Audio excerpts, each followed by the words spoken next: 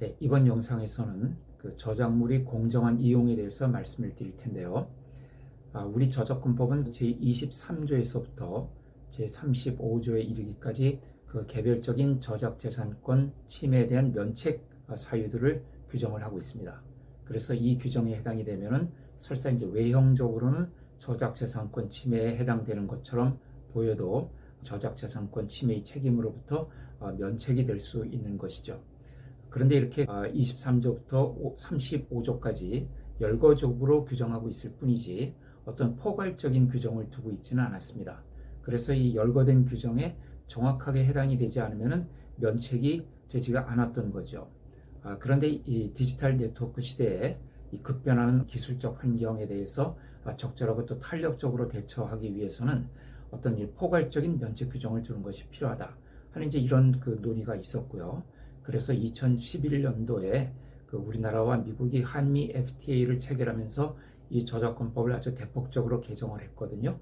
그 개정하는 이제 기회에 포괄적으로 어떤 저작권 침해의 책임을 면제할 수 있는 그런 규정을 두게 되었는데, 그것이 바로 이제 지금 말씀드리는 저작물이 공정한 이용, 영어로 fair use라고 이렇게 부르는데요. 우리 저작권법 35조의 5에 이 규정을 두게 됩니다. 자, 이 규정을 보면요, 저작물 이용 행위가 이제 공정 이용이 되기 위해서는 다음 각호의 사항을 고려해야 된다. 먼저 그 이용의 목적 및 성격, 그다음 두 번째로 저작물의 종류 및 용도, 세 번째로 이용된 부분이 저작물 전체에서 차지하는 비중과 그 중요성, 그리고 네 번째로 저작물의 이용이 그 저작물의 현재 시장 또는 가치나 잠재적인 시장 또는 가치에 미치는 영향, 이 네 가지를 고려를 해서 이것이 다른 사람의 컨텐츠를 허락 없이 이용한 경우라 하더라도 그것이 그 저작자의 저작물 이용에 대한 통상적인 이용 방법과 충돌하지 않고 또 그 저작자의 정당한 이익을 부당하게 해치지 않는 경우에는 면책이 된다. 이렇게 규정을 두고 있습니다. 그러니까 네 가지 고려해서 이것을 아주 잘 알아두셔야 되죠. 이용의 목적 및 성격, 그리고 저작물의 종류 및 용도, 그리고 이용된 부분이 저작물 전체에서 차지하는 비중과 그 중요성, 네 번째로 저작물의 이용이 그 저작물의 현재 시장 또는 가치나 잠재적인 시장 또는 가치에 미치는 영향, 이 네 가지 요소를 고려해야 되는데, 이 네 가지 판단 요소는 사실 그 미국 법에서 그대로 가져오는 것입니다. 그래서 미국의 이론들을 한번 살펴보면요, 그 이용의 목적 및 성격은 첫째로는 그 이용이 상업적인 이용이냐 아니면 비상업적 이용이냐, 이것이 이제 중요합니다. 미국 연방대법원의 그 하퍼 사건이라는 케이스가 있었는데요. 이 사건에서 그 타인의 컨텐츠를 이용하는 목적이 그 상업적인 것이라면 비상업적인 경우보다 이 공정 이용으로 판단될 여지가 적어진다, 이렇게 판단을 했습니다. 그런데 이제 오늘날에 와서는 그 대부분의 이용이 어떤 상업적인 성격을 띠고 있기 때문에 뭐 상업적인 이용이라고 해서 이 공정 이용이 되지 않는 것은 아닙니다. 그래서 이 상업적이냐 비상업적이냐 이 구별은 사실 이제 오늘날에 와서는 그 중요성이 많이 희박해졌다고 볼 수가 있는데요. 그래서 미국 연방대법원도 1994년도에 그 캠벨이라는 사건에서, 이것은 프리티 우먼이라는 유명한 영화의 주제가를 패러디했던 사건인데요. 이 사건에서 이런 그 패러디는 명백히 상업적인 목적을 위한 것이지만 이것이 변형적 이용으로서의 성격이 크다는 점을 들어서 이것이 공정 이용에 해당한다고 했습니다. 자, 그래서 이 변형적 이용이라는 것이 또 중요한데요. 이 피고의 이용 행위가 생산적 또는 그 변형적 이용 행위인지, 만약에 변형적 생산적 이용 행위라면 공정 이용이 될 확률이 아주 높아지게 됩니다. 그 변형적 이용이란 것은 그 원 저작물을 이용한 결과물이 단순히 그 원 저작물을 대체하는 수준을 넘어서서 그 원 저작물에 없거나 또는 원 저작물과 다른 사상이나 감정을 전달해서 그 원 저작물과는 별개의 목적이나 성격을 갖게 되는 경우를 말합니다. 그러니까 이 원 저작물이 갖고 있었던 어떤 그 목적과 이용한 그 목적이 다른 경우죠. 이런 경우에는 이것이 변형적 이용이라고 해서 공정 이용이 될 확률이 높아지게 됩니다. 왜냐하면 이제 그 목적이 달라지게 되면은 그 이용 행위를 통해서 궁극적으로는 문화의 향상 발전을 도모할 수 있다고 보는 것이죠. 그래서 공정 이용의 성립을 인정하는 아주 핵심적인 요소로서 이 변형적 이용이냐 아니냐, 하는 것을 이제 보는 경향이 강합니다. 그 다음에 이제 또 이용이 부수적 또는 우발적인 것이냐 하는 것도 고려의 대상이 되는데요. 만약에 이용 행위가 부수적 또는 우발적 이용 행위라면 공정 이용에 해당될 여지가 높아집니다. 그러니까 예를 들어서 어떤 시사 보도를 하는 과정에서 그 다른 사람의 저작물이 우연히 들리거나 보이게 되는 경우, 이런 경우가 부수적 또는 우발적 이용이라고 볼 수가 있겠죠. 자, 이런 경우에는 그 공정 이용이 될 확률이 높아진다. 또 그 이용 행위가 윤리적인 관점에서 볼 때 적절한 것이었는지 하는 것도 이제 고려의 대상이 됩니다. 앞서 말씀드린 그 하퍼 사건에서 미국 연방대법원은 이 이용을 한 그 행위가 이것이 이제 상당히 불법성이 컸다. 이 사건은 포드라는 그제 미국의 대통령이 있었는데요. 이 포드 대통령이 퇴임하고서 회고록을 썼거든요. 그 회고록이 출간되기 이전에 어떤 이제 언론사에서 그 회고록의 원고를 어떤 불법적인 수단을 통해서 입수를 해가지고 그 중에 중요 내용을 언론 기사로 공표를 해버린 것이죠. 자, 이렇게 이용한 행위에 있어서 불법적인 요소 또는 고의적, 비윤리적인 그런 요소가 있을 경우에는 이제 공정 이용이 될 가능성이 떨어지게 됩니다. 그 다음에 두 번째로 이용되는 저작물의 종류 및 용도를 봐야 되는데요. 그 이용되는 저작물의 성격이 공표된 저작물이냐 아니냐가 중요합니다. 이 포드 대통령의 회고록이 문제가 된 이 하퍼 사건에서 미국 연방대법원은 그 이용되는 저작물, 즉 그 회고록이 공표된 저작물인지 아니면 아직 미공표된 저작물인지 이것이 이제 상당히 중요한 요소라고 했습니다. 그러니까 미공표된 저작물을 이용을 하게 되면은 그 경우에는 이제 공정 이용이 될 확률이 많이 떨어진다는 것이죠.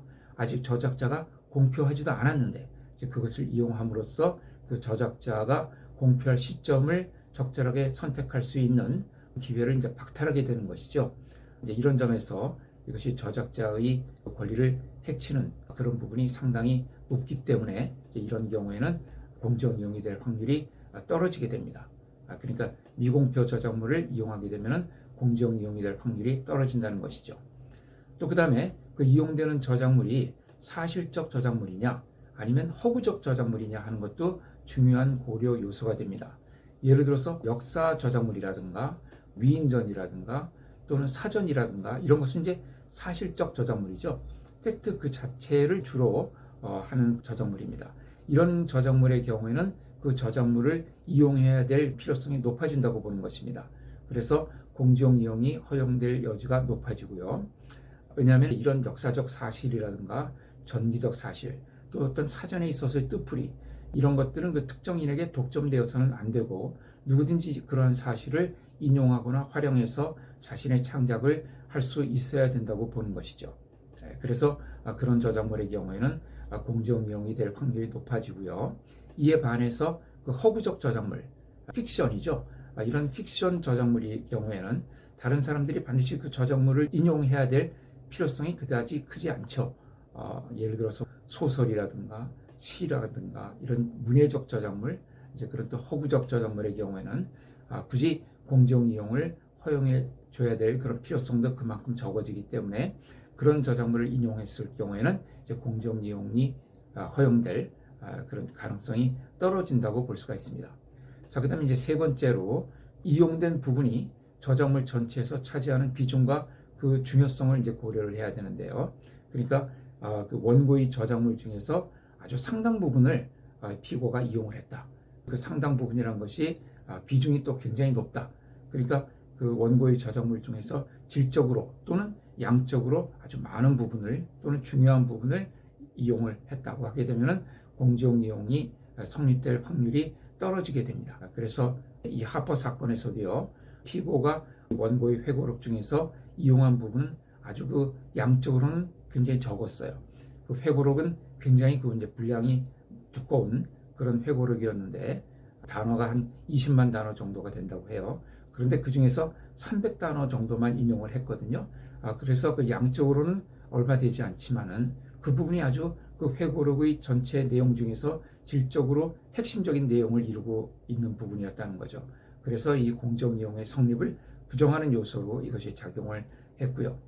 자, 그 다음에 마지막으로 그 이용 행위가 원고 저작물의 현재 시장 또는 가치나 잠재적인 시장 또는 가치에 미치는 영향. 이것이 가장 중요한데요. 이런 피고의 이용 행위로 인해서 원고의 저작물이 갖고 있는 현재 시장에서의 가치나 또는 잠재적인 시장에서의 가치가 훼손을 당하게 되면은 그런 경우에는 이제 공정 이용이 성립될 확률이 상당히 떨어지게 됩니다. 왜냐하면 이제 그렇게 되면은 이 원고의 그 자기 저작물에 대해서 가지고 있는 이익을 굉장히 훼손하게 되기 때문에 그런 경우에는 그 원고의 저작권자의 이익을 고려를 해서 공정 이용에 될 가능성을 가급적 낮게 보는 것이죠. 자, 그래서 이제 예를 들어 본다면 스타크래프트 사건, 이 사건은요, 이제 우리나라에서 그 케이블 TV에서 이 스타크래프트 게임하는 그 게임 내용을 계속적으로 보도하는 그런 게임 TV가 있죠. 뭐 지금도 있는지 모르겠는데요. 이런 케이블 TV에서 그 스타크래프트 그 유명한 게이머들이 이 게임을 하는 것을 이제 보도하는 이제 그런 이제 방송이 있었습니다. 이 방송을 보면 이제 대부분의 방송 내용 자체가 스타크래프트 화면으로 이렇게 채워지게 되죠. 그리고 이제 가끔씩 그 게임을 하는 그 유명 게이머들의 모습이 잠깐 비치기는 하는데 대부분의 이 채널의 그 화면은 그 스타크래프트 게임 화면으로 채워집니다. 그래서 이 스타크래프트 게임에 대해서 저작권을 가지고 있는 미국의 블리자드 회사에서 우리나라의 그 게임 채널을 상대로 해서 저작권 침해다 하고 이제 소송을 제기를 했었는데 이제 결국 나중에 이제 이 사건은 뭐 판결까지는 가지 않고 이제 뭐 합의로서 종결이 됐습니다. 이 과정에서 이런 그 게임 채널에서 이런 게임 보도를 하는 것이 이것이 그 저작권 침해가 되느냐 하는 부분을 검토했던 적이 있습니다. 보면은 이제 이 게임 채널의 목적은 그 상업적인 이용이라고 볼 수가 있겠죠. 상업적 이용이기 때문에 이런 점에서는 이제 공정 이용이 될 확률이 조금 떨어지지만 반면에 이용이 변형적 이용이라고 볼 수가 있습니다. 그러니까 스타크래프트라는 게임 자체의 목적과 그 다음에 이 게임을 보도하는 채널의 목적은 다르죠. 그러니까 스타크래프트 게임은 실제 게임을 하는 사람을 위한 것이고 게임 채널은 그런 이제 게임을 좋아하는 사람들이 자기가 좋아하는 게이머들의 게임을 감상하는 그런 목적을 갖고 있는 것이기 때문에 어떤 직접적으로 게임에 참여하는 것은 아니죠. 그래서 그 목적이 다르기 때문에 이것은 이제 변형적 이용이라고 볼 수가 있고 그런 점에서는 또 이것이 저작권 침해가 되지 않고 공정 이용이 될 확률이 높아진다고 볼 수가 있습니다. 그 다음에 이 저작물이 종류의 용도를 본다면은 이 저작물은 뭐 사실적 저작물이라기보다는 픽션 저작물, 허구적 저작물이라고 봐야 되죠. 이 스타크래프트라는 게임 자체는. 그래서 이 부분은 또 이 게임 채널에 대해서 불리한 요소로 작용을 하고요. 반대로 블리자드 회사의 유리한 자리로 작용을 하게 되죠.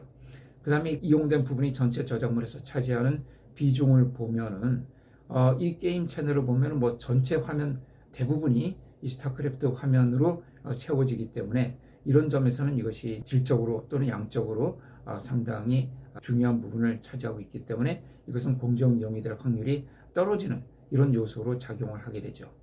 그 다음에 이제 시장 가치에 미치는 영향을 본다면은 이 게임 채널이 있음으로 해서 스타크래프트의 어떤 게임에 대한 그 시장적인 가치가 훼손된다고 보기는 어렵죠.